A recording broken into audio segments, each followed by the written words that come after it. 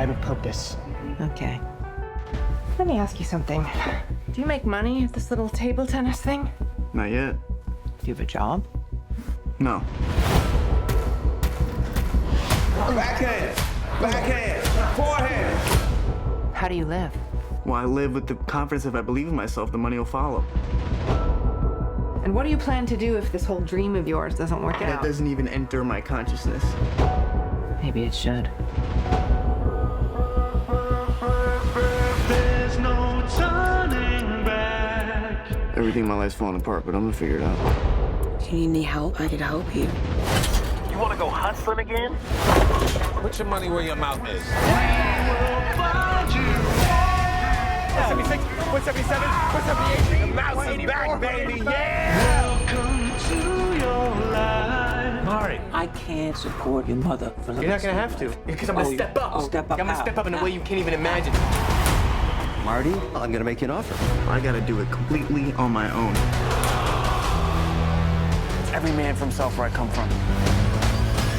That's just how I grew up. Hey, what are you doing? I don't think you understand the stakes here. You find that funny? I get nervous laughter sometimes. My eyes broke, or is that mouse, baby? Thank you so much. You're my pop. We believe in you. Hey, I'll rip that unibrow right off his forehead. You wanna get physical? Like an ape? Come on, he's right here. Have you ever thought about what you're doing to me? Give us our money! When they do, I'll be right behind you. Everybody wants to know. And it's only a matter of time before I'm staring at you from the cover of a Wheaties box. You think it's that simple? Yeah, I do. Everybody wants to know. Oh, this is my part, this is my part.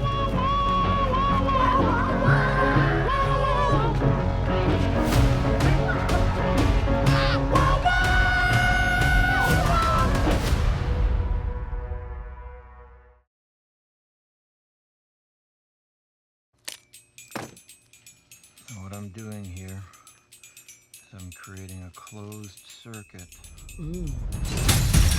Very important to keep your cap shunted like this so you don't accidentally detonate your charge. Don't stop. I want you to create a show. This is an announcement, a revolution. The message is clear. I'll be seeing you very soon. Not if I see you first.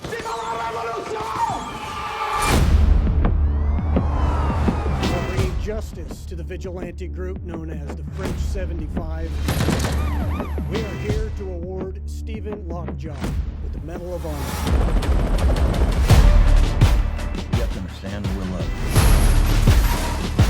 Me and Mom used to run around and do some real bad shit. They got hurt. Now they're coming after us.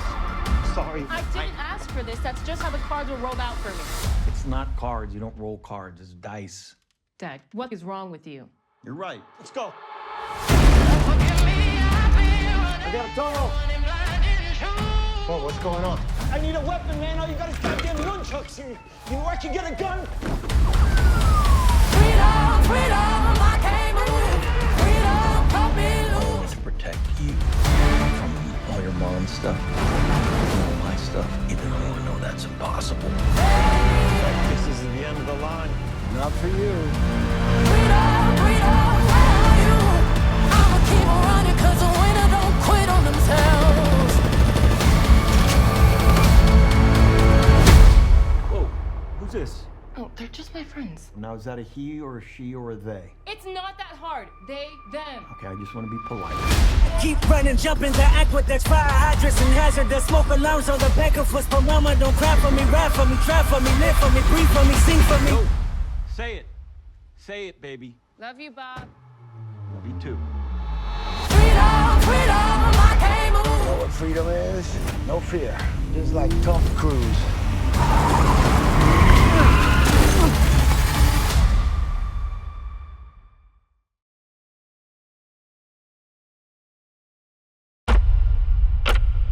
Essa é a pessoa que eu quero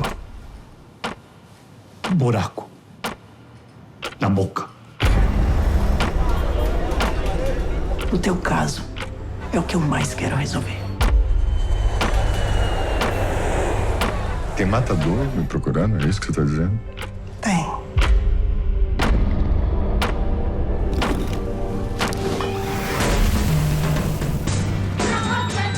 Você acha que você devia estar aqui mesmo?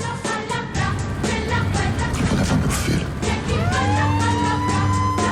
Olha, é uma sacanagem, um grau.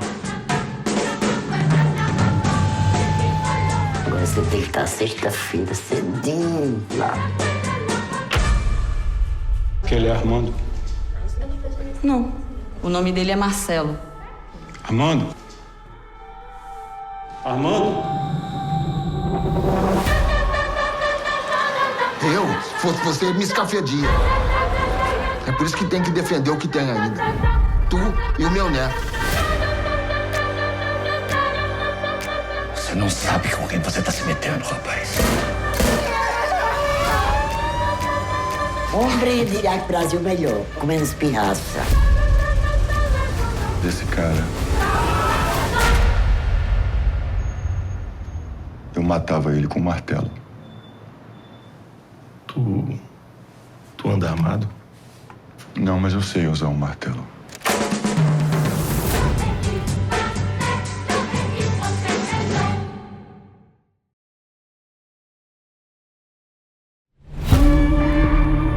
We've been gone a long time.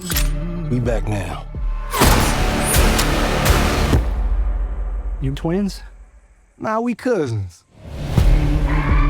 There are legends of people with the gift of making music so true. It can conjure spirits from the past and the future. This gift can bring fame and fortune. Will somebody take me in your eyes? But it also can pierce the veil between life and death. Listen here, this ain't no house party. Shit. Y'all ready to drink? Y'all ready to sweat till y'all stink? You want some? You keep dancing with the devil. Careful, boy. You gonna bite off more than you can chew. One day he's gonna follow you home. We got us a problem, y'all. What the hell going on? Oh, we heard tale of a party. This world already left you for dead. I can save you from your fate. You don't need no saving. Yes, you do. And you are? I am. Your way out. Don't cry. It's all better now. Yes, I lied to you. I don't believe in magic. Ghosts, demons. Just power. Somebody please take me.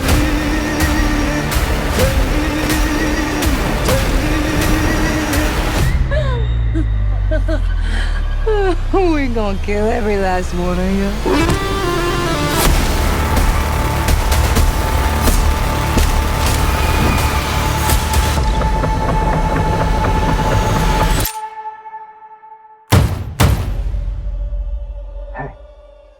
I didn't mean to scare you.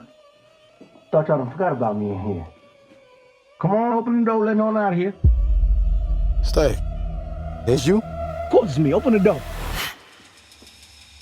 That ain't your brother.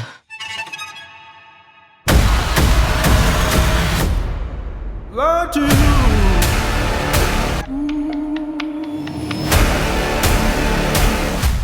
Yo, smell anything? I think I shot myself.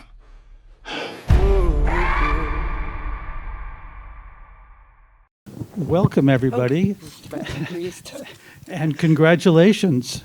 I mean, I want to start with the news that, you know, there is now a Best Casting category at the Oscars,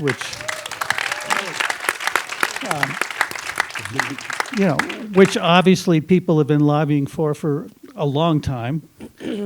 what does it mean to you guys that there is a category, and and what does it mean that it took so long? I mean, Cassandra, you want to start this one? Okay. I think it's great that they're doing it and that they are acknowledging it. I think it's incredible that people work so hard to get that to happen.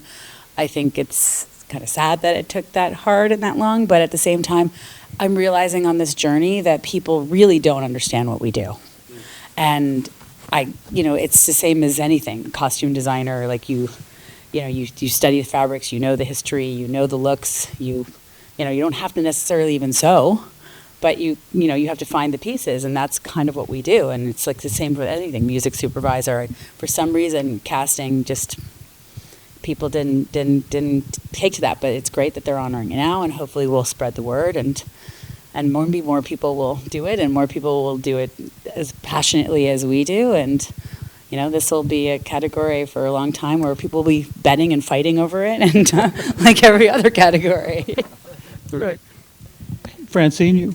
We are part of Academy history, huh? And even for the long time I've done it, I'm just going to use this one moment to say this. The person who gave me my first casting job is here, Lynn Kressel. And, legend. And yes. And she won the first Emmy for Lonesome Dove. And that I'm even being considered for an award like this is amazing. And my closest friend, Peter Golden, who was there when I first came to LA. And then just Molly Rose, who was my assistant, is now casting director with me.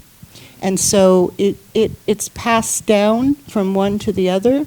And I think casting directors are amazing people who lift other people up, and that we're being lifted up at this moment means a lot to us and all of those casting directors that came before us. That was good, huh? I'm not used to this, but that's a good one. You did good. Yeah, I mean, I think, I've said this before, but, we are treated as the most important department at the beginning of a project, and we're the first forgotten at the end. And I think this hopefully will change that, because we're now in the room with everyone where people are dissecting the films and celebrating the artistry. And I to kind of echo what Cassandra said, that I think it's been looked at, and I think the origins of casting started as a logistical kind of secretarial position where actors had contracts with studios, and it was, okay, place this person here, but because of people like Marion Dotery and others, that it's an art form, and it's a way of seeing, it's a way of using your instincts, we all have signatures of how we translate the written word into human form, and I think I'm excited about how this getting more attention, how the craft will continue to evolve in different forms of artistry and inspire people, and I just feel honored to be here with these lovely people. We're missing Nina Gold. Let me just shout out that. And also a legend. Who's also a legend. I feel like I'm a newbie compared to these incredible people, but I'm honored to be here. And you're just younger, Jennifer. I mean, must you throw that in my face every time? No. But yeah, and like Francine and Cassandra said, that we sit up here for all of the people in our community. We're the ones representing right now, but it's like we feel this is for all of us. Yeah. And we're around the world, and that's what I'm so pleased that you're here with us, because it shows how far reaching the casting community is. Yes. No. Hi, guys. Again. I was absolutely saying about. I gave an interview this afternoon on radio station, and I was. People always ask me, "How are you feeling? How are you about being nominated for the first time group of casting directors who get this this nomination, and I thought maybe time ago I thought that I had no chance to be nominated because nobody knew me, nobody knows me in this industry. But the movies, it speaks for itself, and I was very impressed and happily impressed that the quality and the good work get the recognition in this industry. It's about that as well. So true. And that's not people don't usually think this way. They think there's more lobby and networking in this kind of business. Who you know. Yeah, who you know, exactly. But the simple fact that I'm here and I came all the way from Brazil shows that the movies says the most, like the work says the most. And I'm super happy to be like surrounded with these amazing professionals that I admire so much.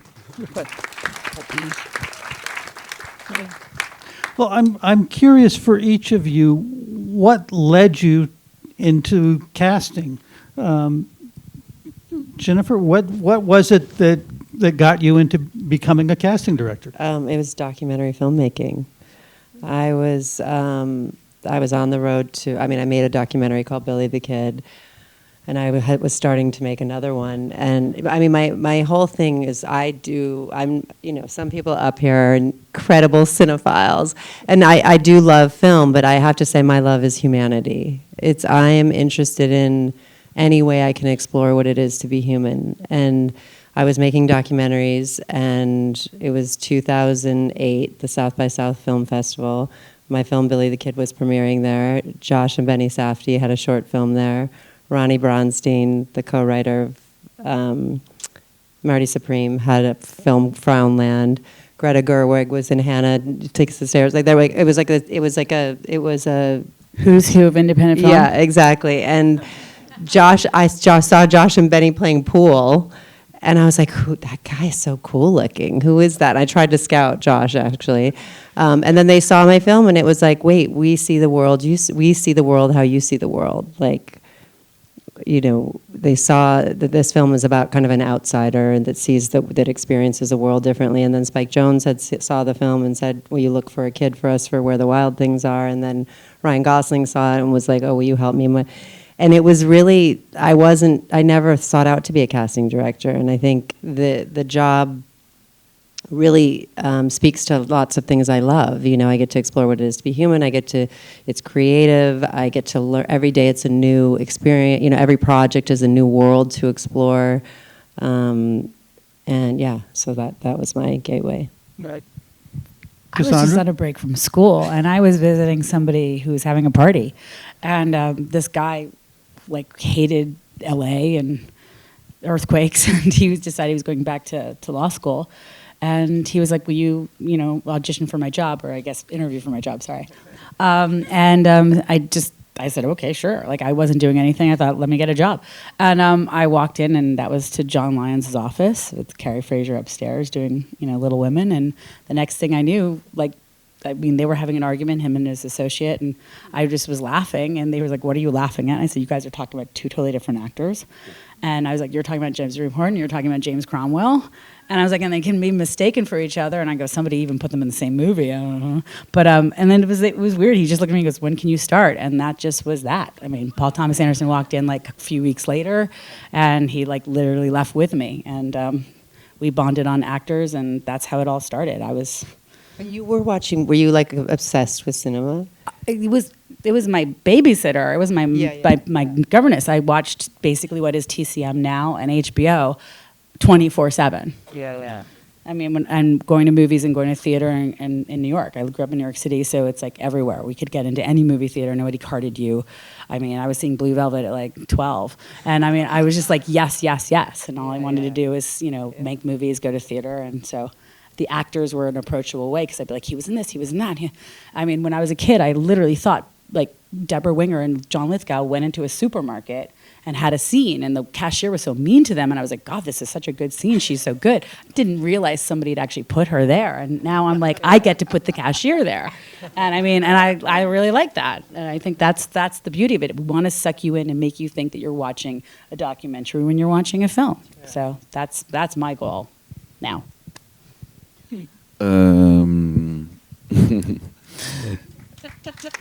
Yeah. I was waiting. Yes. No, absolutely. When I started, I was a casting assistant for another Klebers Mendonça movie called Aquarius with Sonia Braga. It was my first job. I was like 23, something like that. And it was interesting because it was a very free way of making research to find actors to be on a Klebers movie. I think just like The Secret Agent, we had this amazing central performer called Sonia Braga, and we had the opportunity to fill the other roles with people, unexpected people, like people. Actors in different levels of their careers, but I was just an assistant. So I did I travel a lot because it was like 2014, 13, something like that, and I travel a lot around Brazil, and I met so many interesting theater art scenes that make me very excited about the nature of the work. Like, I went to many places that I didn't know, and I could know these places by meeting like the theater groups of these places, and I don't know. It was a interesting moment to know cities by this perspective. So it grounded me as a casting director for some years. After that, I create my methodology and my own way of thinking casting.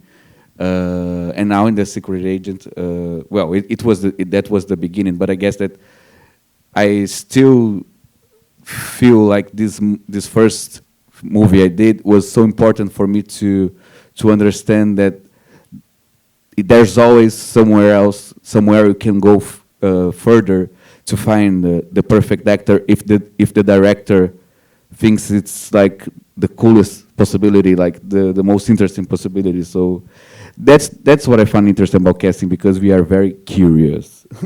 Like the curiosity is the oxygen of our work, right? Yes, but well said. Very well said. Oh, I feel like I've spent my whole life, I guess basically I have, being a casting director. But I started at Actors Equity in New York, and they used to give you free tickets to theater. And I thought I had the greatest job in the world, because I got to be at the opening night of some of the most incredible Broadway shows, in the back, but I still. And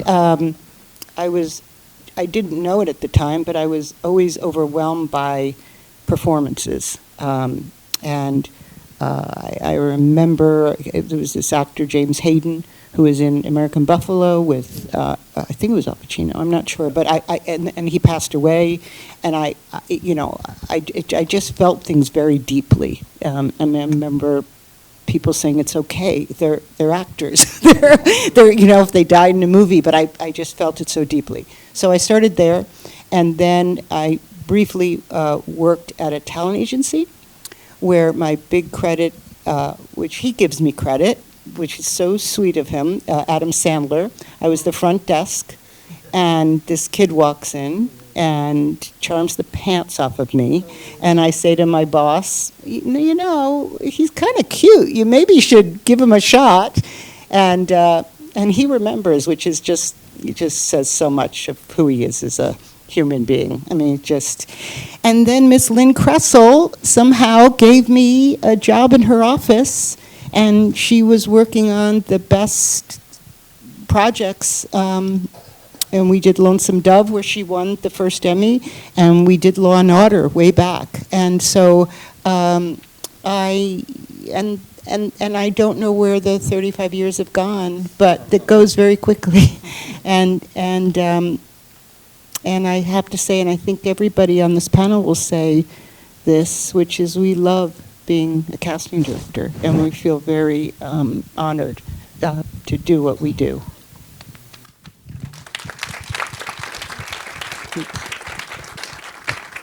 I mean, a few months ago, we did a special thing with casting directors in our magazine, and I remember talking to David Rubin, who said the casting director, once you got a script and a director, the casting director is the first person who's hired. And I wonder if we can go back to the beginning of the projects that you're nominated for. What was your first conversation with Josh Safdie like about Marty Supreme? Well, first it's the script, and he sent me this insane. It was a lot longer than it is now. It was I don't know. It was like 300-page leather-bound script, and I got it, and it was. And usually, like sometimes, you know, I sometimes have to read scripts. I remember a good time, I was like, wait, what? I had to like read it over. I'm like, what? He gets stolen from the hospital? Like, this one, it just was like from the beginning to end. And I thought, this is incredible.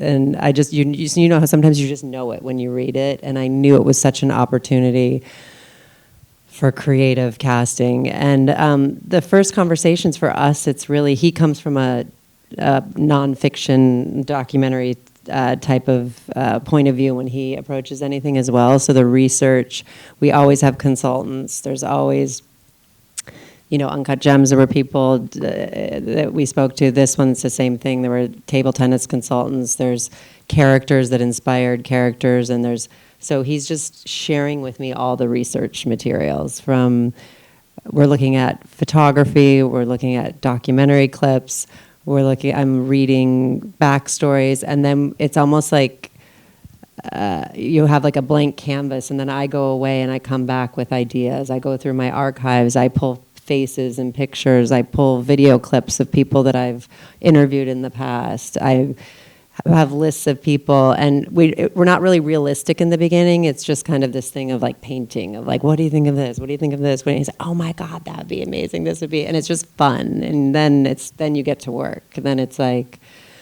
okay, I have to see, can these people do this? You know, for the people that are not professionals. And then we start to go look. And then we put breakdowns out looking for the actors, and then we start to go over the list and say like, okay, should we this person, that person, and yeah, this was kind of all things happening at one time. It's kind of like the movie. It's chaos. I'm kind of like the you know, I have to be the person that is controlling the chaos, but there's a lot happening at one time, and yeah, and it is that we're creating experiences that are similar to the film in the audition room, and seeing, you know, who can bring the energy, who can create that kind of kinetic feeling that's in the film. And at a certain point, you watch Shark Tank and think, oh yeah, that guy is. Well, we had a lot. Like, this is the process of, you know, we make lots of lists of people, and you go through, and I think Kevin is an example. There's some people that are traditional actors, and then there's a thing of life imitating art. And Gwyneth is similar too, where it's like, oh, there's something happening in her life that informs what's happening to Kate in the movie. There's someone she's gone away, and now she's coming back. Kevin O'Leary, same thing. He's a shrewd businessman on Shark Tank.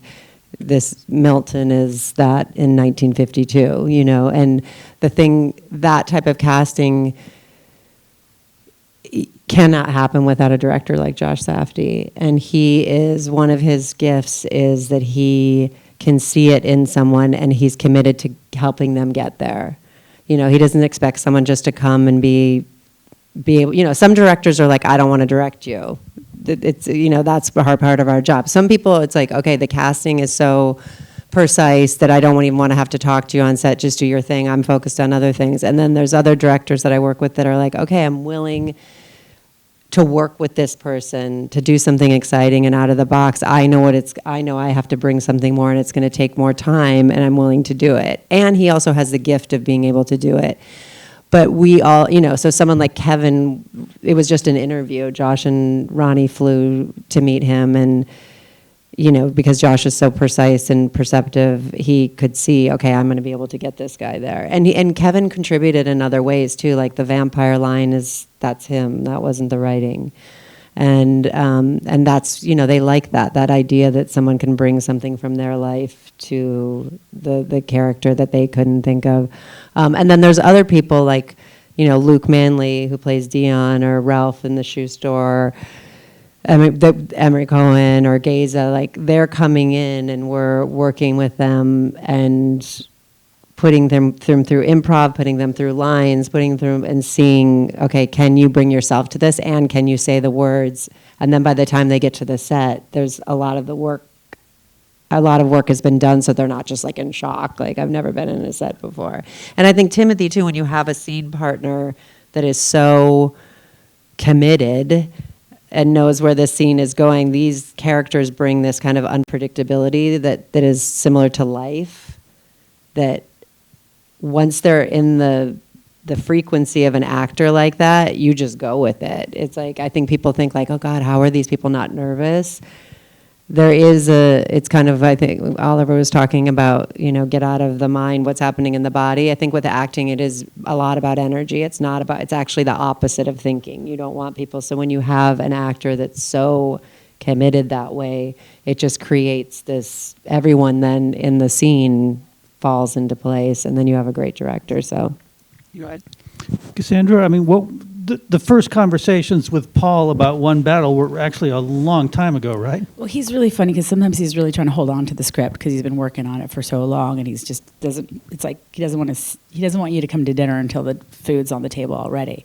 And at some point I'm just like, dude, you got to give me the script. Like, I can't. I keep showing you things, and you're like, yeah, but this, and if only that, and like, just give me the words. And we do this dance like a lot. And finally, I am the first person to get the script, and then I'm never supposed to tell anyone I have the script, even though everyone figures it out at some point. But it's like he'll give me an idea, like this girl, this thing. Just look for me, and like whatever you're doing, just look. When like anyone is constantly asking me, and once I get the script, then I can actually do the work that can really help him. And then it's breaking it down and then figuring out, okay, who, what, where we're going to go with each. I mean, and to your point too, with the real people, I audition them. I mean, I put them through everything that actors do, and same with like I get a lot of new actors who've never really. I mean, it's kind of funny. I think I have a list of people their first audition ever, and they're all like, a lot of them are working today and doing really quite well actually. And it's just there's nothing. You've never done it, that's okay. You've done it a million times. Well, I'm going to find something you haven't done. I mean, it becomes kind of like that. And with his script, that's what we do. I like kind of make lists of everything. Like, could it be this person? Could it be that person? Should we find this person here? I mean, when we're doing locations, I go out there first and scout around and get the whole town on lockdown. And that way I know, like, because things are going to change. Like, Paul's also very, very, like, he has a structure, but the script is like almost the first thing he'll toss out. And so you have to be ready for anything. And the actors he works with are so in it that they actually help kind of create it too. Benicio came with ideas, Leo came with ideas, Tiana took her character some way, and then I have to adjust to everything that they're throwing. Like Benicio was going to go on the roof. He didn't not go on the roof. He went down with a bunch of immigrants. We didn't have those immigrants, so I had to go on the streets and go find them real quick. It was kind of like that. And that's exciting and keeps the adrenaline going. Like I always say, like while I'm doing it, I have to stop and be like, excuse me, I have to like Zoom with Tony Goldwyn now. And like, then I just do an audition with him. And then I'm like, thank you so much. Like, and then off I go to like go find somebody else. I mean, it's definitely like chaos, but it's really adrenaline driven and anything can happen. And I'm I'm plagued because all I do is stare at all of your faces. And I'm like, what can I do with you? And I'm like, but I put hair on you. I take your hair off. But like, it's just like, I don't even mean to, but I'm literally, it's like those little dolls that you had as kids. Yeah. And it's like, I'm my own AI. Like, and I just, and sometimes I see it and he doesn't see it. So, I mean, I've done lots of things where, I've even read the same person twice and with time in between. And he's like, "See, was that so hard?" I'm like, you know, but it's like I get it. He's so detail oriented. I'm so detail oriented, and so we just have to get our details aligned, and then we have this we'll have a really great cast. But wait, can I just add something? Please. This is why these directors only work with these ladies, you know, and they won't work with anybody else, and so you can see why they're incredibly gifted. And I just wanted to say that. But That's very kind. Thank you. Thanks, Francie. We don't sleep a lot. Well, let me also ask about One Battle, because you have Leo and Benicio, and you have big actors and big roles, but you've also got a big role right in the middle of this movie that you've got to find somebody new, and which turned out to be Chase Infinity, but that's a significant find. I actually love a search. I know I shouldn't say that, but because it's so much work, and you do lose sleep, and you freak out all the time. But you 100% get to meet so many people. I mean, everyone I meet, they know what I'm looking for, and I love the kind of community collaboration of it. I'm not allowed to release breakdowns. We don't. Yeah, no. You see, you didn't know that part. Yeah, I'm not allowed. I'm not allowed to do that. That alerts everyone what we're up to, and then it's a mayhem. Oh my God, do not tell Josh. No, so no, so I have to individually call. I have to individually find. I have to individually look. I can't post things. I was doing code. I was. Well, you can't do an online search even. I mean, I do, but I pretend it's for this, or I do something like that. Breakdown's gotten wise to me now. It's like people. I've even tried to take my name off of it. It's a nightmare. It's a nightmare. But know that we do that because we're really trying to just cook the stew, and we don't want anyone to see the pieces until it's ready. Yeah. But the search is amazing because you have this adrenaline. You know what you're looking for, and you're knocking on doors. And Chase, Chase saved my life, and I think that she's truly a remarkable person, a remarkable talent, and I don't still think she even knows it. Yeah, she doesn't even know half her power. But that was many years in the making, and I couldn't be happier that she's here now for everyone to watch for the rest of our lives. Go ahead. Yeah.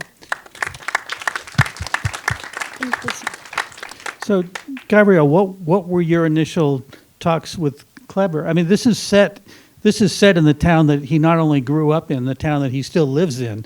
So I would think that he's got a real sense of this has got to feel like Recife to him. Yes. And also he did an amazing documentary about Recife in the 70s, which premiered in Cannes, and it was a very powerful documentation of Recife and Brazil during the 70s. So he had this obsessively detailed characters on his mind. Like the first thing I did was reading the scripts and in my mind it might be something very basic, but on his mind it was this person gotta be a son, like a daughter of a couple that migrates from Recife to São Paulo, and they started their lives there, but you don't feel that she's from São Paulo because you know that there's something strange about her, and I'm like, oh my God, that's very abstract.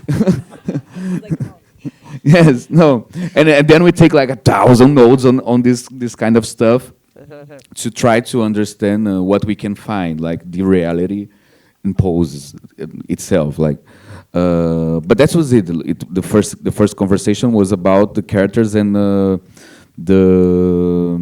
whole what Kleber had on the whole thing that Kleber had on his mind, and actually he lived in Recife during the 70s, so many of them were memories,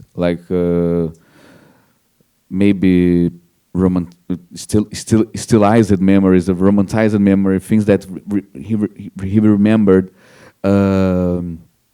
well, and and that was it. He shared with me, and I tried to catch up with his memories, which makes the process more complex in a way, but more interesting, because it's better to work when you have like good direction, like when the director know what he wants to that character. For me, it's worse when it's vague. It's like it could be like that, but I don't know actually. But if you find something like this, it would be cool. You can see. Like I prefer when it's like it gotta be blah, blah, blah. It's very specific.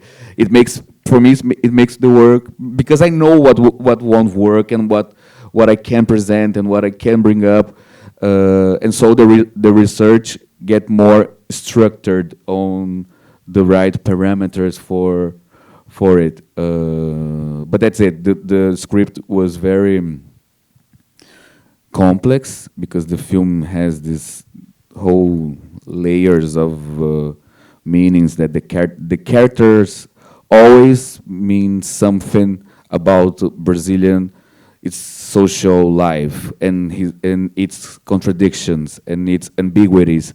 So it's a study to understand the characters for them to start to work on the casting, right? Yeah, I feel like the apartment building that Wagner's character lives in, that is such a fascinating community just inside that building, with all of these different people who come across so vividly in just a few scenes. I mean, how do you create just, how do you populate that building? Yes, and it's interesting, because many of the characters they have a very short appearance in the movie. Like the time of their appearance is short, so they gotta be remarkable. They gotta be expressive. And about the apartment, well, the own nature of the characters and what they do and where they came from was determinant for us to find, like the woman that the character of Wagner Moura gets close to, and he has a date with her. It was a thing, because we understood that woman must have like some specific kind of beauty, and she was a single mother in the 70s, so she gotta have like a strong presentation of herself, and also she gotta be very Pernambucana, which means she's gotta be very Recifense, from Recife, and that was a thing, because she must have like this specific accent from Recife. So I don't know, Hermila Guedes, which is an amazing Brazilian actress, worked really well, and all the other ones were like that, like the couple from Angola that lives there. Kleber told me, this lady must be exactly like a friend of my mother that I met in the 70s, called Teresa Vitória. I met her, and she was like an African woman living in Recife with very high educational levels, like a university professor. And I was like, okay. And she gotta have this accent from Angola, but it might be from Mozambique if you find the right actress.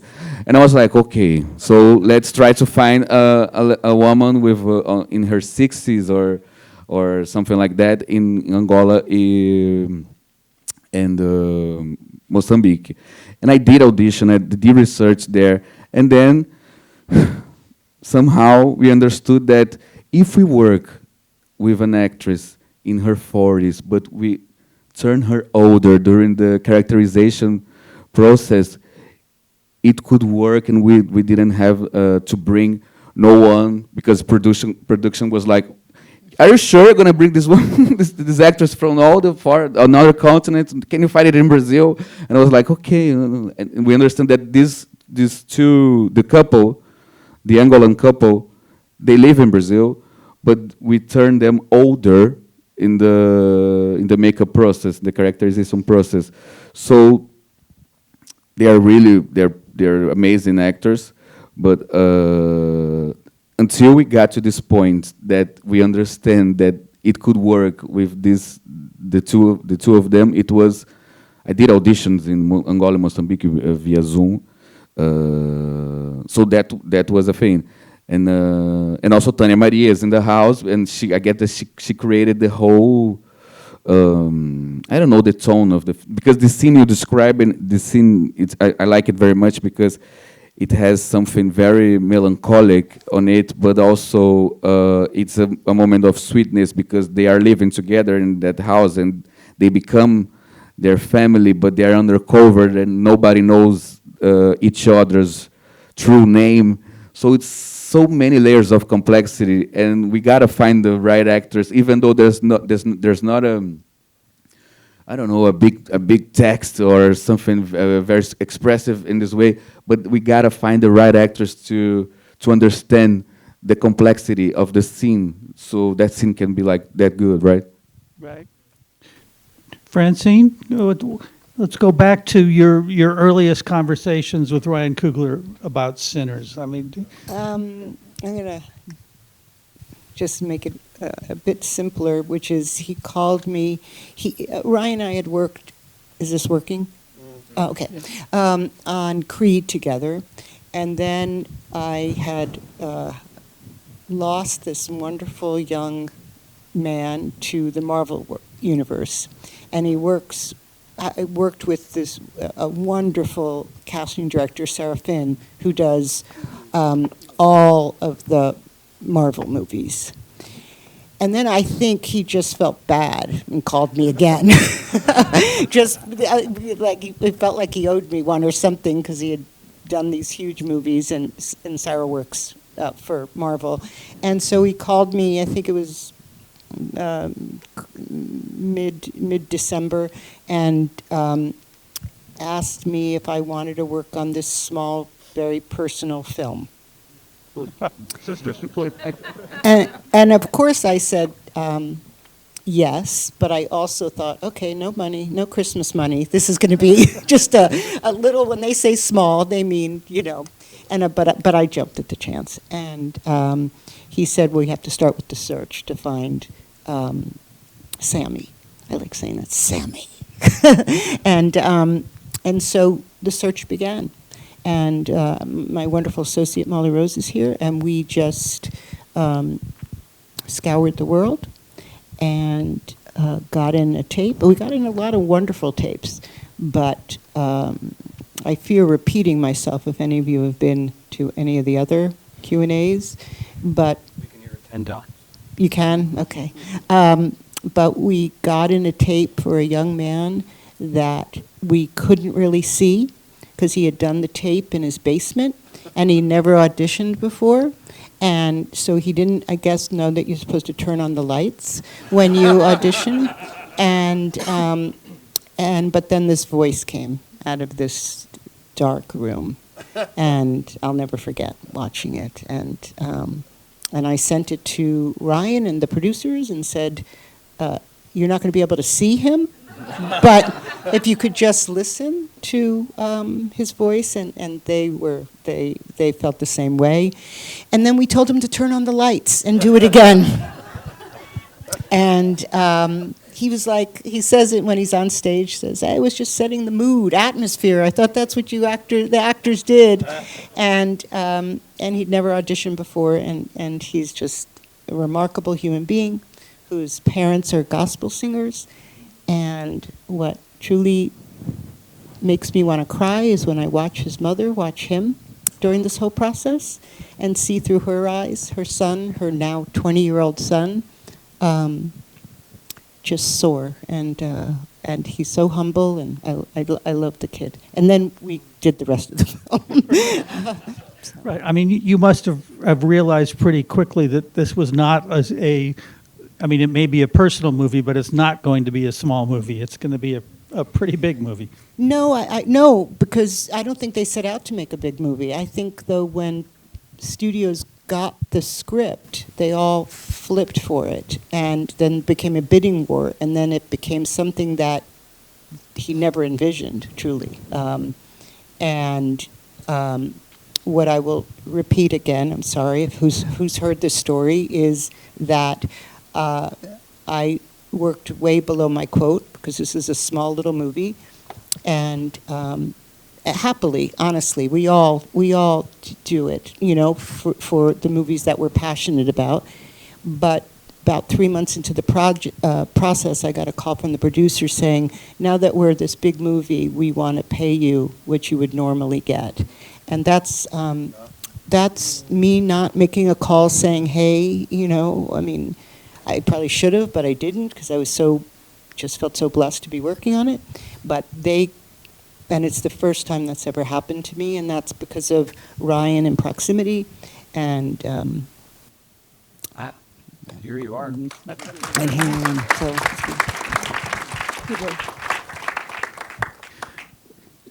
So I wonder, do any of you have,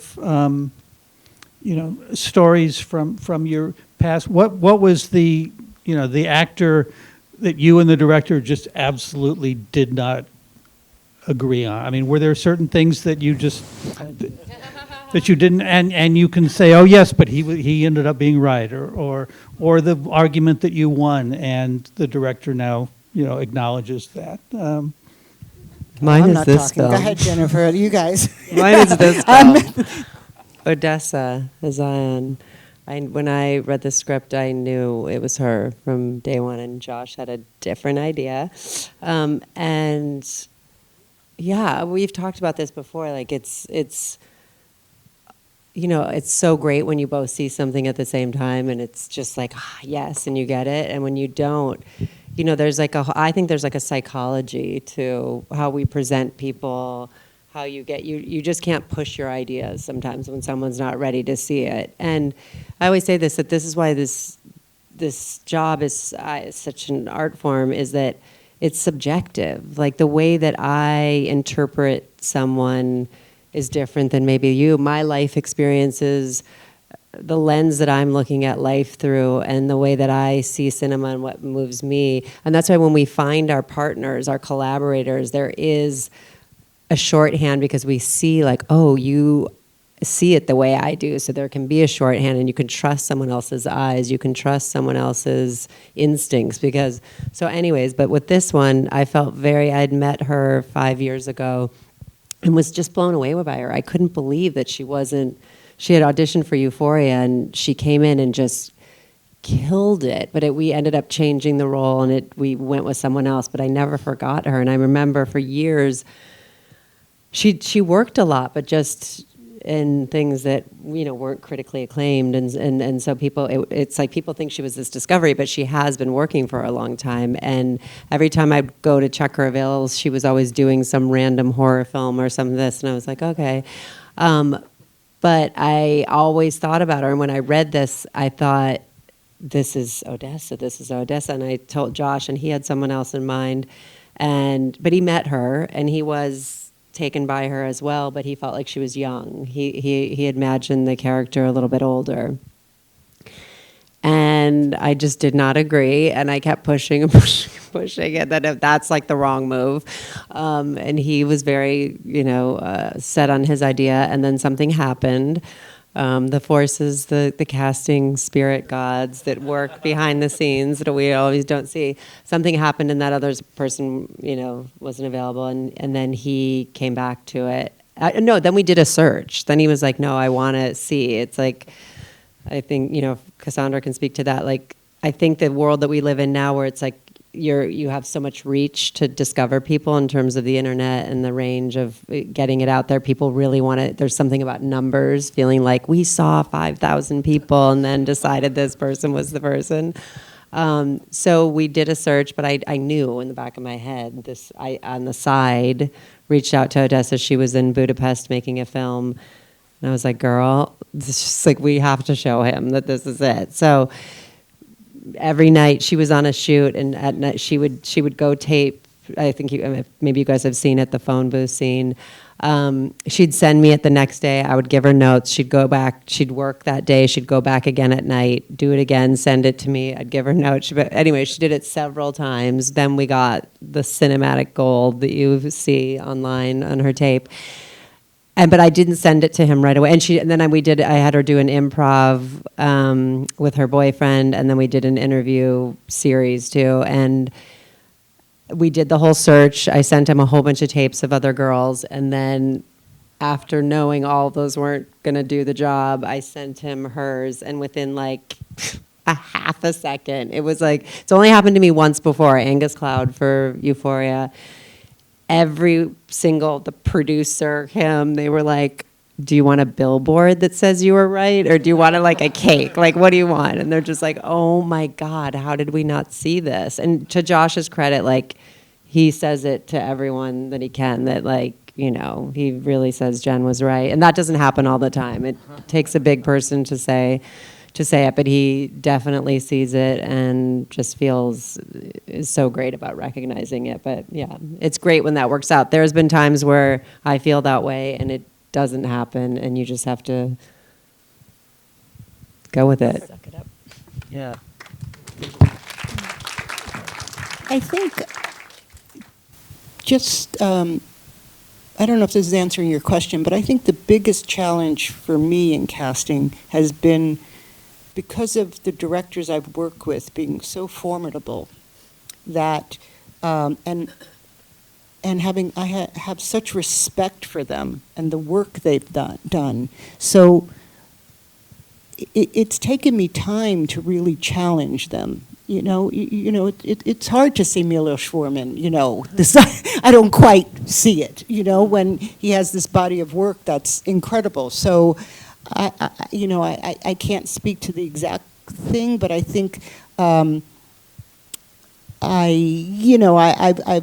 gotten much more confident. I mean, I fight with Aaron Sorkin all the time. I mean, we just did Social Network, I don't know what the proper name is, but I had just done Sinners and had seen Sinners and just told him we should hire Wumi Masako, and he said, well, do you think I could meet her first? And I said, if you have to, but so it's come with age and relationships and we're there to support their vision and to give them, to challenge them. Some don't want to be challenged. I've worked with a lot of people. Most of them do. That's why they hire us, because we're opinionated and, right, Cassandra? Oh, I'm very, very opinionated. and we challenge them, and that's another different kind of answer for you. Well, I feel like Sharon at the end of the international panel, when she said I could keep talking to you guys for hours, I think we need to wrap up, but thank you all. Unless and you guys want to stay congratulations. overnight. Thank you. Stay overnight.